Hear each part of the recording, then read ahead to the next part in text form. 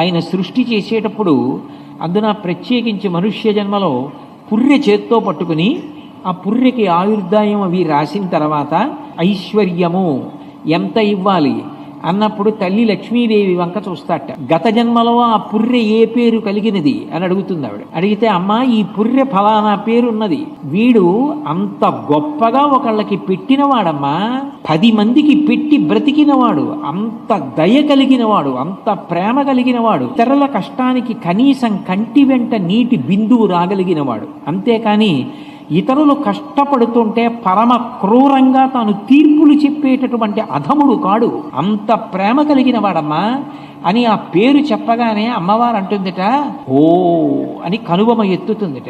ఏమి పెట్టాడన్నది చూస్తుంది, అది కూడా దేశకాలములను చూస్తుంది. ఎవరినో పిలిచి అన్నం పెట్టడం వేరు, ఆకలితో ఉన్నవాడికి అన్నం పెట్టడం